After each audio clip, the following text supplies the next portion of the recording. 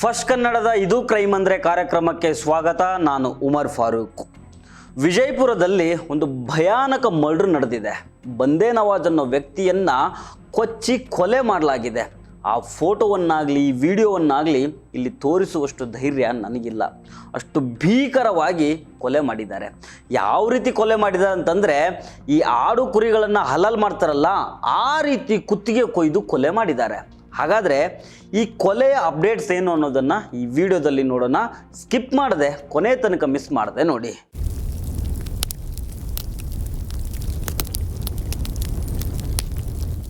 ಗುಮ್ಮಟನಗರಿ ವಿಜಯಪುರದಲ್ಲಿ ಬಂದೇ ನವಾಜ್ ಅನ್ನೋ ವ್ಯಕ್ತಿಯನ್ನು ಕೊಲೆ ಮಾಡಲಾಗಿದೆ. ಈತನಿಗೆ ವಯಸ್ಸು 31 ವರ್ಷ. ವಿಜಯಪುರ ಸಮೀಪ ಇರೋ ಶಿವಗಿರಿಯಲ್ಲಿ ಈ ಮರ್ಡರ್ ನಡೆದಿದೆ.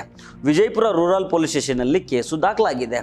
ಆ ಫೋಟೋಗಳನ್ನು ನೋಡಿಬಿಟ್ರೆ ಪಕ್ಕಾ ಶಾಕ್ ಆಗುತ್ತೆ. ಆ ರೀತಿ ಕತ್ತು ಕುಯ್ದು ಕೊಲೆ ಮಾಡಿದ್ದಾರೆ. ಕುತ್ತಿಗೆಗೆ ಬೆಲ್ಟ್ನಿಂದ ಬಿಗಿದಿದ್ದಾರೆ. ಅಂದಂಗೆ ಈ ಬಂದೇ ನವಾಜು ವಿಜಯಪುರದ ಪೇಟಿಬೌಡಿಯಲ್ಲಿ ವಾಸ ಮಾಡ್ಕೊಂಡಿರ್ತಾನೆ. ಮದುವೆಯಾಗಿ ಮಕ್ಕಳು ಕೂಡ ಇದ್ದಾವೆ. ಗಾಂಧಿ ಚೌಕ್ನಲ್ಲಿ ಏನೋ ಒಂದು ವ್ಯಾಪಾರ ಮಾಡಿಕೊಂಡು ಜೀವನ ಮಾಡ್ತಾ ಇರ್ತಾನೆ.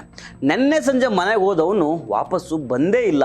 ಇವತ್ತು ಬೆಳಿಗ್ಗೆ ಪೊಲೀಸರು ಫೋಟೋ ಹಿಡ್ಕೊಂಡು ಮನೆಗೆ ಬಂದಾಗ ಗೊತ್ತಾಗಿದೆ ಬಂದೇ ನವಾಜು ಕೊಲೆ ಆಗಿದ್ದಾನೆ ಅಂತ. ನನಗೆ ಸಿಕ್ಕಿರೋ ಮಾಹಿತಿ ಪ್ರಕಾರ ಬಂದೇ ನವಾಜ್ನನ್ನು ನಿನ್ನೆ ಸಂಜೆ ಯಾರೋ ಇಬ್ಬರು ಬಂದು ಬೈಕ್ನಲ್ಲಿ ಕರ್ಕೊಂಡು ಹೋಗಿದ್ರಂತೆ. ಅವ್ರ ಮುಖಕ್ಕೆ ಕರ್ಚೀಫ್ ಕಟ್ಕೊಂಡಿದ್ರಂತೆ. ಹೋಗುವಾಗ ಈ ಬಂದೇ ನವಾಜು ಆತನ ಬ್ರದರ್ ಹತ್ರ ಬಂದು ಎಲ್ಲೋ ನಾನು ಹೋಗ್ತಾ ಇದ್ದೀನಿ, 20 ರೂಪಾಯಿ ಕೊಡು ಅಂತ ಹೇಳಿ ಇಸ್ಕೊಂಡು ಹೋಗಿದ್ದಂತೆ. ಈಗ ಕೊಲೆಯಾಗಿರೋ ಬಂದೇ ನವಾಜ್ನ ಬ್ರದರ್ ಮಾತಾಡಿದ್ದಾರೆ. ಇವರು ಕೃಷ್ಣ ಮತ್ತು ಬಾಬು ಅನ್ನೋ ಹೆಸರುಗಳನ್ನ ಹೇಳ್ತಾ ಇದ್ದಾರೆ. ಒಮ್ಮೆ ಕೇಳಿಸ್ಕೊಂಬರಿ ಅವ್ರು ಮಾತಾಡಿದ್ದು. ಇಲ್ಲ हमारा भाई रात भर ढूंढे बाद भी नहीं मिला. सुबह पुलिस को घर को फोटो लेकर आई थी, तुम्हारा भैया क्या चक्कर हो कर गए. अब मैं जाकर देखे बाद हमारा भैया था सोगे रंबापुर शेगा गाड़ी लगाते थे या गांधी चौक. कल रात भर ढूंढे उन्होंने घर को नहीं है बस बाद में जाएंगे कर थोड़े बाद सुबह पुलिस पूछे बाद चक्कर आओ तुम्हारा भैया का नहीं देखे बाद जाग देखे बाद हमारा भैया था. तो कृष्णा बाबू का 2 टोकरन जाते उनके साथ फिरता है. कल आ तो 8 बजे मेरे पास 20 रुपए लेकर मैं घर जाता हूँ घर को. हाँ रात में 8:15 बजे आप 20 रुपए ले गए. मैं घर जाता हूँ ला कर को उसे कहाँ गए उनके साथ मालूम नहीं. सुबह में पुलिस आए बाद मालूम पड़े. ಯಾರೋ ಇಬ್ರು ಬಂದಿದ್ದಾರೆ. ಅವ್ರ ಮುಖಕ್ಕೆ ಕರ್ಚೀಫ್ ಕಟ್ಕೊಂಡಿದ್ರಂತೆ. ಬಂದೇ ನವಾಜ್ನನ್ನ ಕರ್ಕೊಂಡು ಹುಪ್ಲಿ ರೋಡ್ ಕಡೆ ಹೋದ್ರಂತೆ. ಅಲ್ಲಿ ಬಂದೇ ನವಾಜ್ಗೆ ಸಾರಾಯಿ ಕುಡಿಸಿ ಒಂದು ಹೊಲದಲ್ಲಿ ಬರ್ಬರವಾಗಿ ಕತ್ತು ಕೊಯ್ದು ಕೊಲೆ ಮಾಡಿದ್ದಾರೆ ಅಂತ ಕುಟುಂಬಸ್ಥರು ಆರೋಪ ಮಾಡ್ತಾ ಇದ್ದಾರೆ.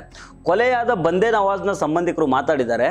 ಕೇಳಿಸ್ಕೊಳ್ಳಿ ಅದನ್ನು. देखो साहब आए दिन बीजापुर में ऐसे हादसे हो रहे हैं. इतनी बेरहमी से मारे छोरे को, पूरा गर्दन काट को पूरा अलग करे, बकरे काटे जैसा काटे.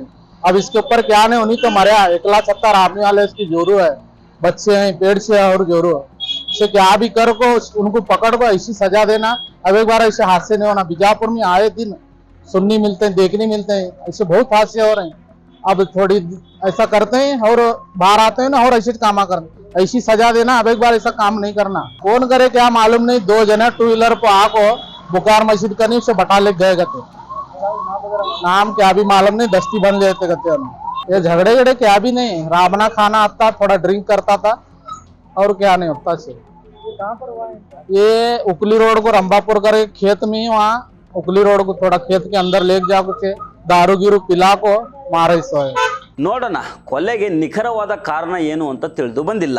ಕೊಲೆ ಮಾಡಿದವರು ಯಾರು ಅನ್ನೋದು ಗೊತ್ತಾಗಿಲ್ಲ. ವಿಜಯಪುರ ರೂರಲ್ ಪೊಲೀಸ್ ಸ್ಟೇಷನಲ್ಲಿ ಕೇಸು ದಾಖಲಾಗಿದೆ. BLD ಆಸ್ಪತ್ರೆಯಲ್ಲಿ ಪೋಸ್ಟ್ ಮಾರ್ಟಮ್ ಆಗಿದೆ.